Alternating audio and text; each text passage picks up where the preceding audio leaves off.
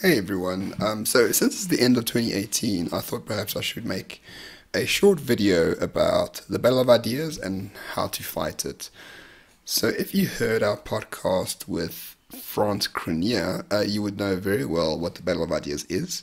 It's basically a public domain where ideas about policy and various other things are fought in public by political parties, institutions, individuals, and what determines the winner and whose ideas get the most traction is the people that put the most amount of information in message on volume over time. They will win. So if you are, so for example, 2018 was dominated by expropriation without compensation, for the sole reason that the ANC are extremely good strategically at playing the battle of ideas. They put a motion in, well, they accepted a motion in Parliament from the EFF, they passed it, and they basically dominated 2018 headlines with expropriation without compensation. That's what Trump does with the wall, right? Very few. He doesn't talk about the economics of immigration. He doesn't talk about demographics. He just says, I don't want people in this country, so we're going to build a wall. And so people talk about the cost of the wall, can it be done, how big the wall must be. So all you end up doing is talking about the wall in America and in South Africa about expropriation without compensation. So in 2019, it's probably going to be a watershed year, in my opinion, with the election and the expropriation compensation motion set down in Parliament next year, 2019, will define how that will play out. But, all is not lost at all. The Battle of Ideas are, still being fought as we speak. While you had your Christmas dinner with friends and family, Rob Davies was probably at his luxury minister's house writing, policy about expropriation without compensation. So if you take it easy, don't assume your enemy will. So I thought, anyone can fight the battle of ideas, and many people just don't know how to or in what manner to do it. So I thought perhaps I could give you a few pointers. Number one, don't underestimate the mainstream media. They got a lot of reach, a lot of people read them, so just use their platforms for your ideas. Write opinion pieces, submit them to as many platforms as you want to. Let people read it. Your platform could read, your column could reach hundreds of thousands of people, perhaps, if you write it well enough and it resonates with quite a few people. Don't underestimate that. That's a very good way to fight the battle of ideas.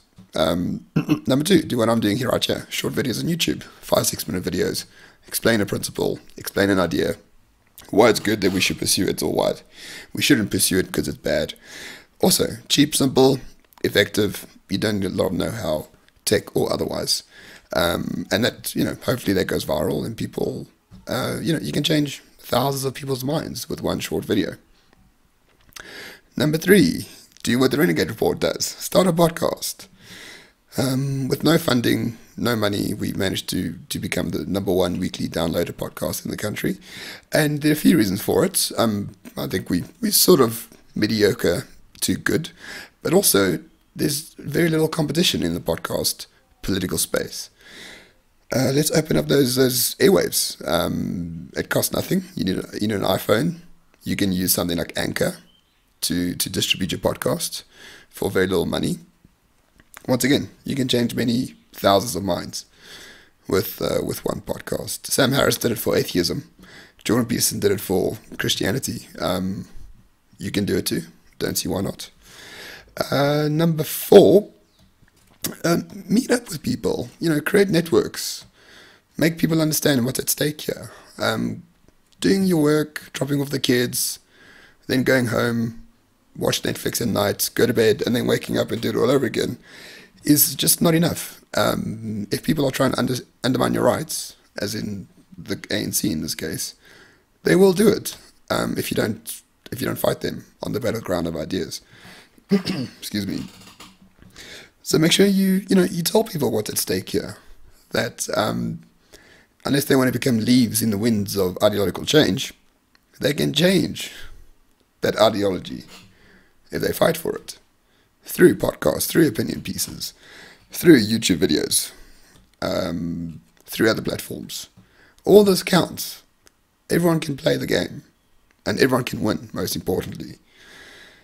I think it's very important to understand that your rights are not secured in a democracy. They never were. Maybe we were a bit lackadaisical. We thought they were secured for the first 20, 24 years. But now, they're really not. Once you trifle with property rights, all other rights stem from property rights. So once you play around with those, who knows where you may end up. It's just a risk not worth taking at this stage. So there you go. That's a battle of ideas. Use it, don't use it. And if you struggle to do any of these suggestions, why not give money to those who do it on your behalf? Personally, I donate to the Institute of Race Relations and to Politics Web. It's not a lot of money. It's 100 Rand each a month. Next year, I hope to, put in a bit more to other institutions that I think are fighting on my behalf as well. Once again, if you have 50 Rand a month to donate, do it. Those people are fighting for your rights on your behalf. And it only costs you 50 Rand. But 50 Rand to them, multiplied by thousands of people, can make a huge dent, a huge difference in the battle of ideas. So never underestimate the capacity of your ability to fight this battle. It's very important, because if we lose it, we're just, another shithole country, I'm afraid. That's all.